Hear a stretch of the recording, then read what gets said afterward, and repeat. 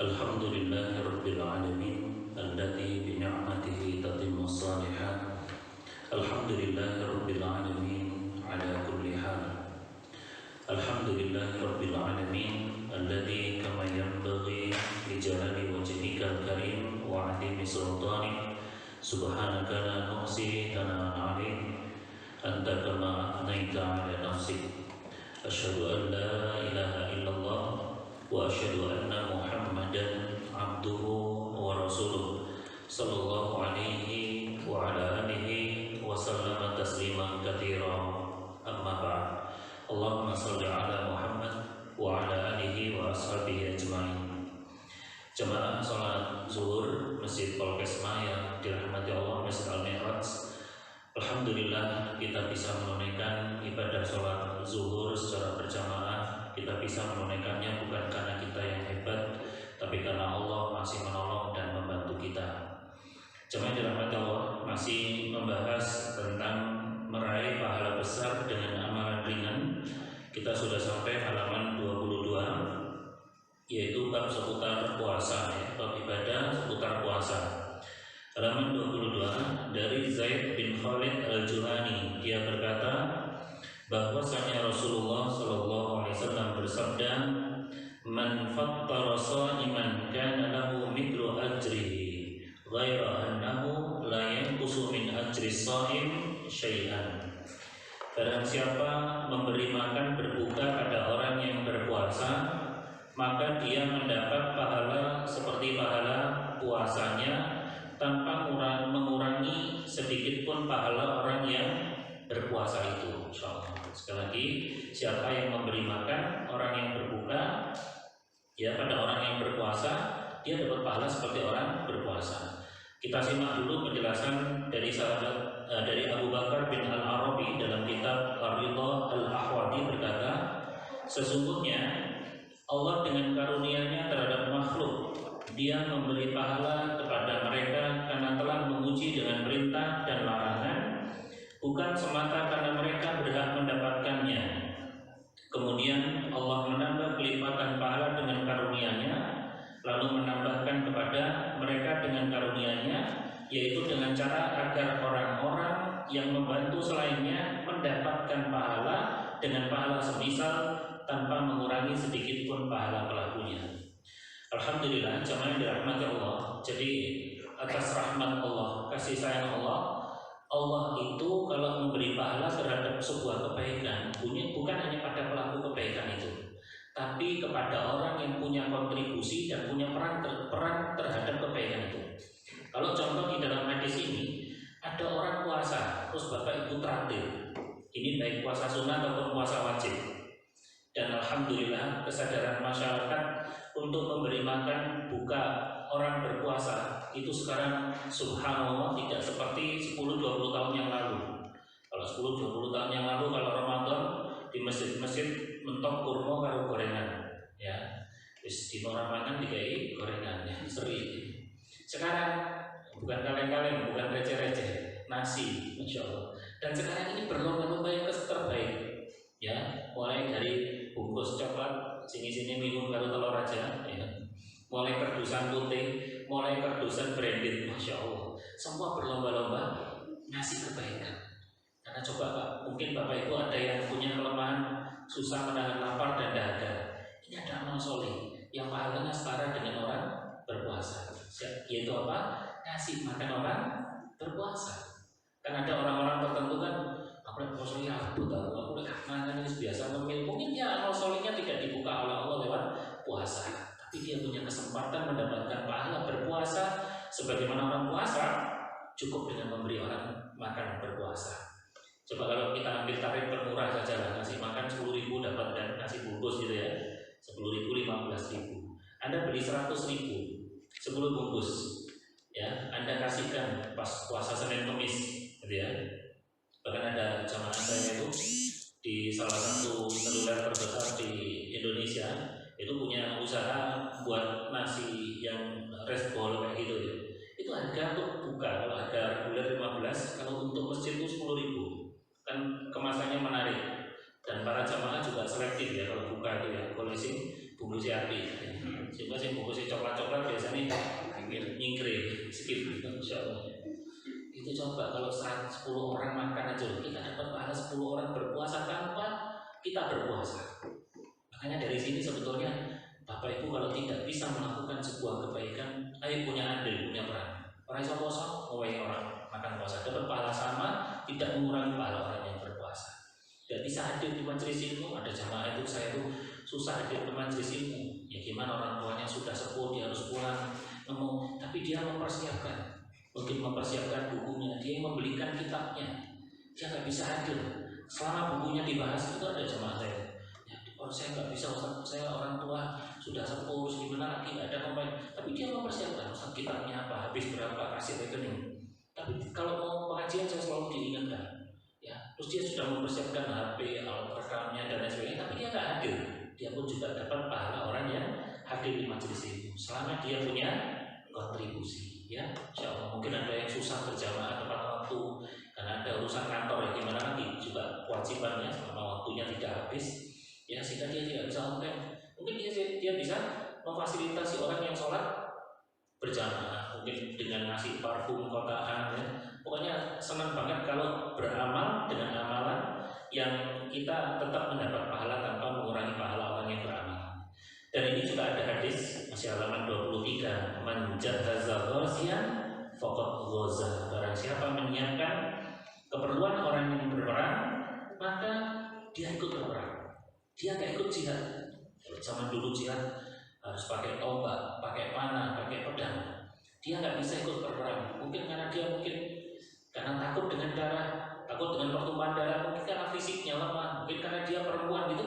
Dia cuma mempersiapkan kudanya, mempersiapkan makanannya, logistiknya, mengobati orang-orang yang sakit. Dia nggak ikut berangkat berperang pun dia mendapatkan pahala jihad. Ini hadisnya. Artinya para ulama mengatakan walaupun orang tidak bisa melakukan sebuah kebaikan, tapi dia punya kontribusi di situ, Allah pun akan memberi pahala yang serupa, ya, Masya Allah.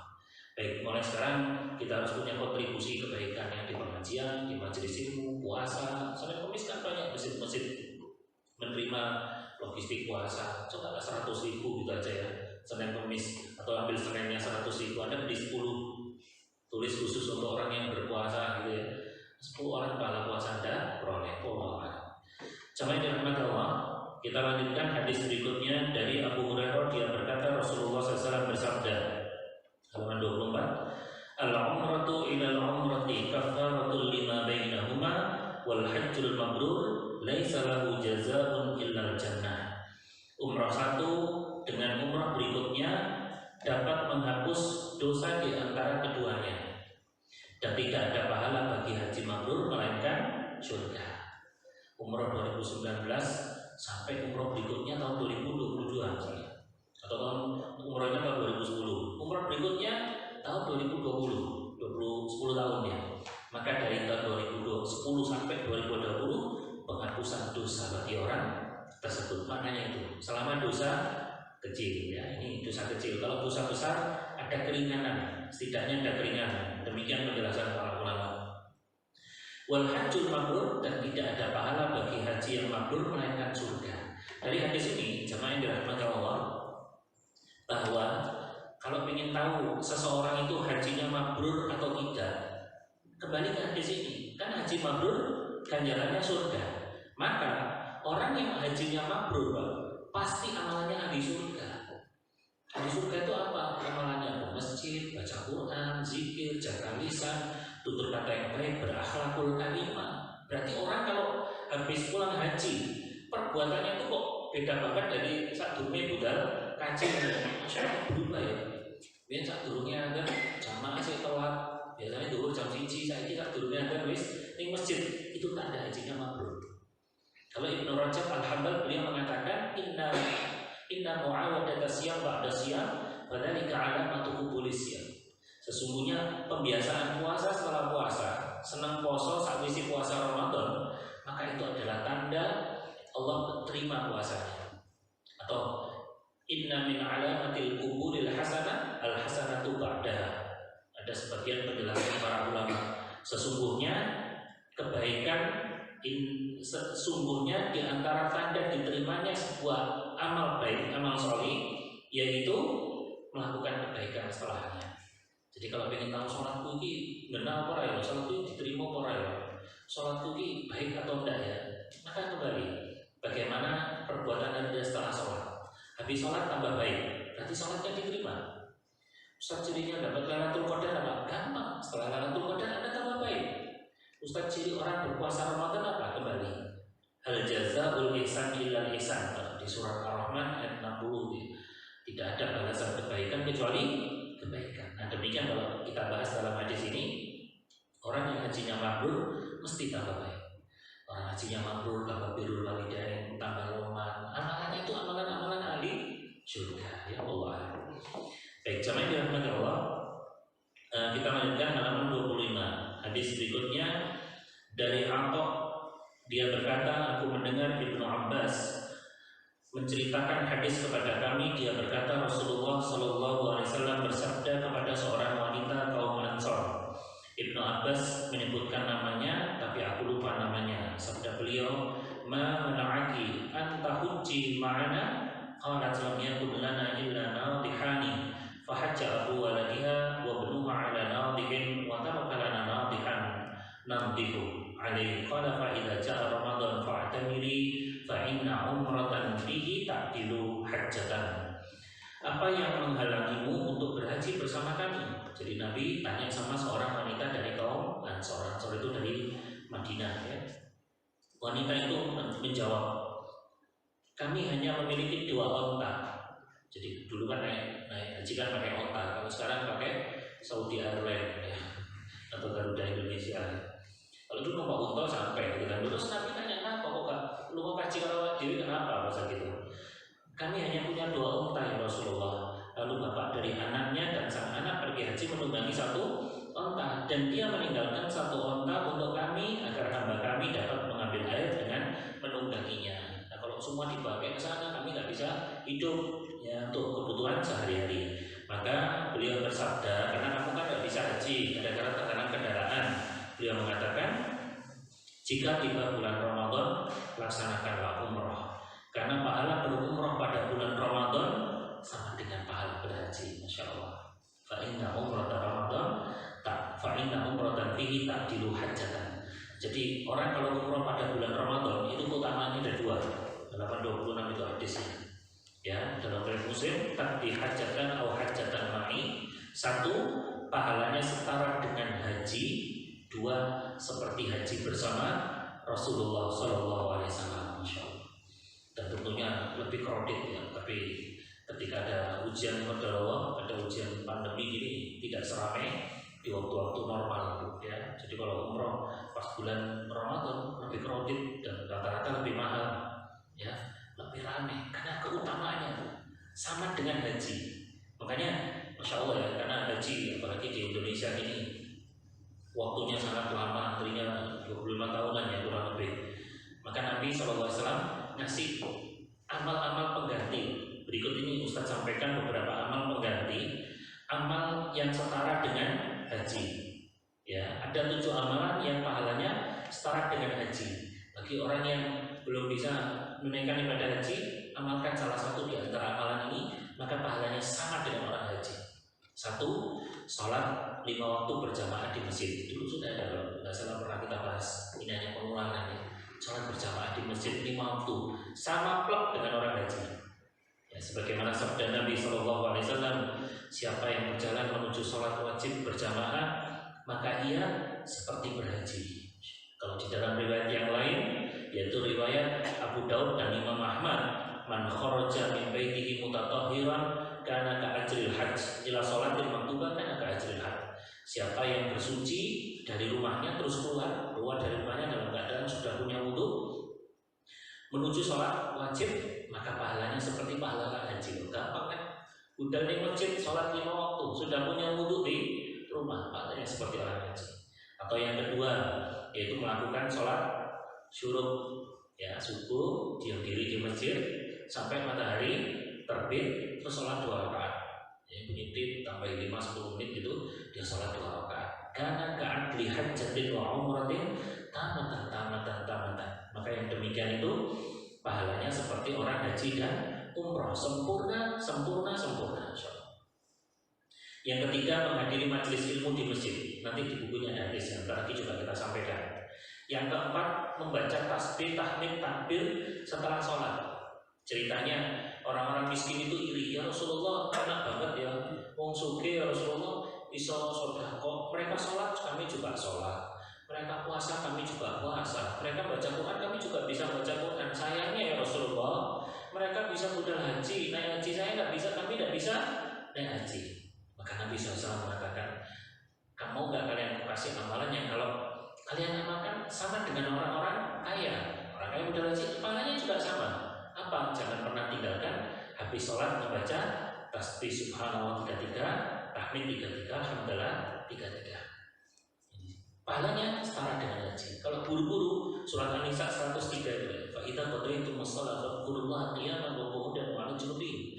Kalau kamu selesai sholat, sebut nama Allah walaupun kamu dalam keadaan berdiri, ya duduk ataupun berbaring. Jadi mungkin bapak-bapak, ibu-ibu buru-buru, ya habis sholat tidur, ini mau meeting, ini ada tamu, ini ditunggu atasan, Dewi suruh ke sana. Assalamualaikum warahmatullahi wabarakatuh. Assalamualaikum warahmatullahi wabarakatuh. Anda jalan sambil dzikir astagfirullah, assalamualaikum tabarakallahul jalal wal ikram subhanallah, sambil jalan enggak apa-apa. Dzikir pada sholat itu enggak harus duduk. Boleh sambil jalan, sambil naik motor enggak masalah. Karena pentingnya utama. Nanti bisa dibuka di 103 surat An-Nisa. Kemudian yang kelima, amalan yang pahalanya setara dengan haji, umrah di bulan Ramadan. Ini hadisnya sudah kita sampaikan. Yang keenam, di antara amalan yang setara dengan haji, berbakti kepada orang tua, dapat pahala haji. Ya, sebagaimana hadis Anas bin Malik, ada seseorang yang mendatangi Rasulullah SAW dan ingin berangkat perang, Pak, jihad. Tidak ada amalan yang paling tinggi melebihi jihad. Di waktu sana di Islam itu pamit budal jihad. Terus kata Rasulullah, kamu masih punya orang tua? Budal jihad loh, amalan, apalagi di bawah jihad, ya kan? Apalagi orang budal ngaji wong tuane rawel. Ini budal jihad, kamu punya orang tua nggak? Kata Rasulullah SAW. Punya ya Rasulullah, ia masih hidup ya Rasulullah. Maka Nabi SAW mengatakan, bertakwalah kepada Allah dan berbuat baiklah kepada ibumu. Jika engkau berbuat baik padanya, maka statusnya seperti berhaji dan berumrah dan jihad. Masya Allah. Alhamdulillah Indonesia aman, tidak ada huru-hara, tidak ada konflik, tidak ada peperangan.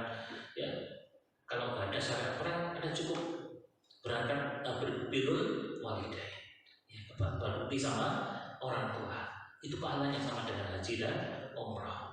Termasuk orang tua, anak durhaka sama orang tua itu gak mereka orang tuanya, cuek sama orang tuanya, gak pernah ngasih memberi materi orang tua, gak ngurus, itu termasuk anak durhaka. Tidak termasuk durhaka sama orang tua kalau beda pilihan.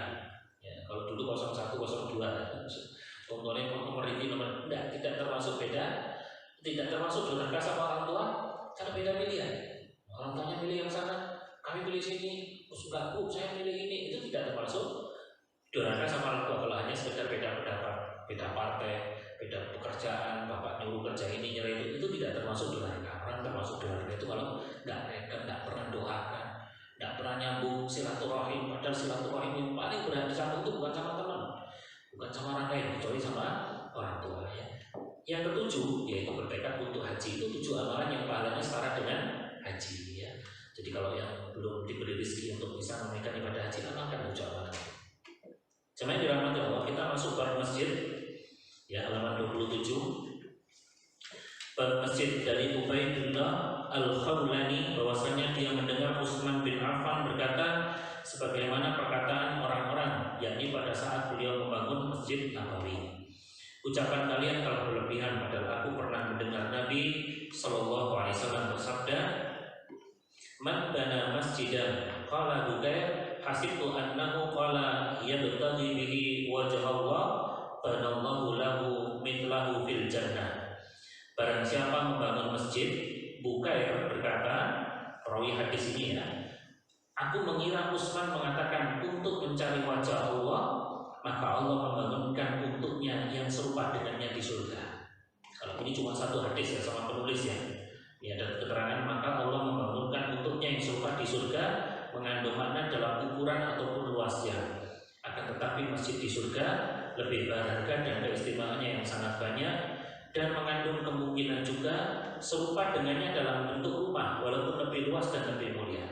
Jamaah dirahmati Allah, amalan ringan berpahala besar, enteng, yaitu bangun masjid. Ini kalau ada riwayat satu lagi, dulu pernah Ustaz sampaikan, ternyata bangun masjid itu tidak selalu jumlahnya banyak, miliaran. Itu barang pasir telung truk, barang besi, barang semen 100 sak. Dan ada satu hadis, jamaah yang dirahmati Allah, semoga jadi hiburan hadis ini, yaitu Nabi SAW bersabda, "Man bana masjidan lillah kamafhasi qatatin au asghara banallahu lahu baitan fil jannah." Barang siapa yang membangun masjid karena Allah, walaupun selubang burung meletakkan telurnya, kalau bahasa kita walaupun foto siji, walaupun cat sakaleng, walaupun semen sak-sak, apa kata Nabi SAW? Banallahu lahu baitan fil jannah. Allah akan bangunkan untuknya rumah di surga. Jadi bangun masjid itu tidak harus nyumbang semen 100 sak, 200 sak, pasir, dan sampai partikel terkecil. Nyumbang foto siji, sampai para ulama itu mengatakan itu. Asal syaratnya satu, ia berbagi bihi wajhullah, ikhlas karena Allah, bukan karena yang lainnya. Enak itu tukang beda. Ini mohon maaf ya, kalau misalnya ada tukang kerja yang bangun masjid musola, nggak berlaku hadis ini karena dia kerja bukan wajhullah, karena dia pekerjaannya. Buktinya kalau dia nggak digaji nggak akan garap toh. Kecuali kalau misalnya ada tukang yang solid, ada orang yang tukang gambar pakai sipilnya, bukan gambar berapa Pak? Udah saya gratiskan untuk masjid, itu termasuk untuk dapat bagian rumah di surga. Pokoknya bukan bayar. Misalnya tolong gambarkan yang mau bangun masjid berapa? Biasanya 20 juta, karena untuk masjid 10 juta, tetap aja itu bukan lillah, itu bisnis. Ya sampai para ulama bahas kalau misalnya digaji itu bukan lillah lagi, lain, yaitu beda lagi. Tapi kalau supaya dibangunkan istana oleh Allah di surga, bangun masjid. Makanya cari Pak, masjid-masjid yang lagi butuh. Kalau bisa kirim, walaupun Anda nggak ditulis namanya, karena ikhlas yang nggak ingin disebutkan, kirim, tolong kirim musola yang mana, semen 10 sak, atau mungkin semen 1 sak saja, ngurus gojek berapa 50 ya semen, gojeknya 10.000, masya Allah, 60.000, Allah bangunkan istana di surga. Sekilas gambarannya, di surga itu sampai disebutkan oleh Nabi SAW, ada buku judulnya Indahnya Surga dan Dahsyatnya Neraka. Itu batu batanya surga, jabotonnya Pak, itu dari emas, bukan batu bata merah ya. Batu bata putih ya sekarang kaleng-kaleng receh itu. Surga itu nggak ada kayak gitu. Batu batanya saja dari emas, belum semennya, loloy pasirnya itu dari berlian, intan dan mutiara nempel semua, masya Allah. Itu diantara gambaran surga. Nah, kalau ingin dibangunkan istana di surga, diantaranya ada 11 amalan ya. Kalau di sini disebutkan satu amalan, yaitu bangun masjid karena Allah. Lillahi ta'ala, walaupun cuma satu bata, walaupun cuma semen sak-sak, walaupun cuma timber, makanya dicari misalnya masjid Al-Mi'raj ini butuh apa? Ada jamaah saya itu Pak, senang nyumbang kalau terpakai. Dia nyumbang itu, dia nggak senang nyumbang kalau mau hadir. Misalnya di masjid belum ada AC, saya boleh nggak nyumbang AC? Dia tanya dulu. Kenapa? Ya masya Allah ya, gironnya dan tamaknya orang berbuat baik itu sekarang banyak. Karena dia nggak mau nyumbang tapi nggak terpakai. Soal Quran jelek-jelek, saya boleh nggak ngilangi Quran ini, saya ganti yang lebih baik 2 juta. Oh masya Allah, tiap orang baca Quran di situ dapat. Kalau bisa ya ini saran, nyari yang terpakai. Misalnya Masjid Al-Mi'raj ini butuh apa? Ya, butuh LCD paten atau butuh AC, kademen ya dari sore ke sini saja. Kalau itu kalau mereka dengan gantung ya, yang terpakai. Oh butuh paten, masya Allah. Oh butuh pakai set, oh butuh yang terpakai. Itu ada dapat aliran pahala. Ukurannya kok jelek-jelek ya, saya gantinya ya. Oh buku yang terpakai ada dapat kiriman pahala. Sebab kalau misalnya nyumbang karpet karena kondisinya masih belum ya, kan masih belum terpakai, belum mendapat pahala. Kadang-kala karpet pun juga ada umurnya ya. Misalnya ada orang nyumbang karpet 10 tahun wis rusak, ganti pahala ya, mandek gantian, berbagi pahala dengan yang lainnya ya. Dan yang terakhir, jemaah yang dirahmati Allah, hadis Nabi SAW, nah ini juga ya, dari Abu Umamah halaman 28. Nah ini hadisnya yang tadi ya, satu lagi amalan yang berpahala sini. Man ghada ila masjid la yuridu illa ayyata'allama khairan aw yu'allimahu kana lahu ka ajri hajjin tamman hajjatuhu. Barang siapa bergegas ke masjid dengan niat hendak belajar atau mengajar kebaikan, maka dia mendapatkan seperti pahala haji yang sempurna. Sekali lagi, barang siapa bergegas masjid, budalnya masjid, ngapain ke masjid? Ya hendaknya belajar. Bapak Ibu, alhamdulillah kan hari ini Anda jauh-jauh dari rumah atau mungkin dari tempat kantor ya untuk meninggalkan pekerjaan aktivitasnya untuk ke masjid. Ngapain? Anda belajar kebaikan, insya Allah. Saya di sini juga mengajarkan kebaikan ini, kata Nabi Sallallahu Alaihi Wasallam. Maka dia mendapatkan seperti pahala haji yang sempurna. Ini termasuk keutamaan majelis ilmu. Ya, kalau dulu tahun 2000, 2005 itu kan juaranya pengajian tuh ya. Saya baru masuk malam itu boleh pengajian. Wah ini gila pengajian, masya Allah. Sekarang ini gak karu-karuan. Mulai subuh, duha, duhur, asar, maghrib, habis isya pun masih ada ya. Masya Allah sekarang udah bludak. Kajian-kajian offline itu sangat penting. Ya Ustaz kalau lewat YouTube online boleh, tidak terlarang. Cuma nggak dapat keutamaan. Keutamaan seperti ini kan, misalnya Anda nggak dapat pahala haji. Kalau datang ke masjid secara offline, secara langsung, maka dapat pahala haji. Kalau di YouTube gini aja kan, oke dapat ilmu, tapi nggak dapat keutamaannya lainnya. Belum lagi tiap langkah, belum lagi dimudahkan langkahnya menuju surga. Ya Masya Allah. Makanya dari hadis ini semangat Pak menghadiri kajian-kajian majelis ilmu, Anda dapat pahala haji dan umrah. Kalau di Malang itu daerah Sawo Jajar, mungkin yang Bapak Ibu rumahnya Sawo Jajar itu sampai ada jamaah cerita, man Ustaz meninggal Sawo Jajar. Pengajian itu gak karuan doanya. Saya hampir 50% kajian saya banyak di Sawo Jajar.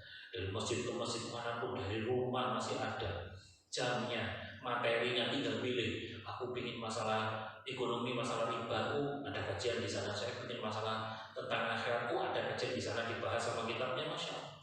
Hadir ke majelis ilmu, ke masjid, dapat pahala haji dan umrah sempurna dan sempurna. Itu jamaah yang dirahmati Allah. Demikian yang bisa kita sampaikan. Semoga bermanfaat. Mudah-mudahan sepeninggal kita dari majelis ilmu ini Allah ampuni dosa dan kesalahan kita. Segala khilaf diampuni oleh Allah Subhanahu Wa Taala. Kalau ada yang sakit, semoga Allah angkat penyakitnya, Allah beri kesembuhan. Kalau ada yang tertimpa musibah, semoga Anda termasuk orang yang sabar. Anda dikuatkan oleh Allah dan yakin pasti diganti oleh Allah yang lebih baik. Kalau ada yang kekurangan, kami doakan dengan tulus, dengan ikhlas, semoga Allah memberi kecukupan untuk Anda. Allah jauhkan Anda dari kekurangan, dari kefakiran. Kalau ada yang terlilit hutang, semoga Allah memberikan keluasan rezeki kepada Anda, sehingga Allah Subhanahu Wa Taala membebaskan Anda dari lilitan hutang-hutang. Dan semoga kita termasuk hamba yang istiqomah sampai Allah menutup hidup kita dalam keadaan husnul khatimah. Amin ya rabbal alamin. Wassallallahu ala nabiyyina Muhammad sallallahu alaihi wasallam. Subhanakallahumma bihamdik asyhadu an la ilaha illa anta astaghfiruka wa atubu ilaik. Assalamualaikum warahmatullahi wabarakatuh.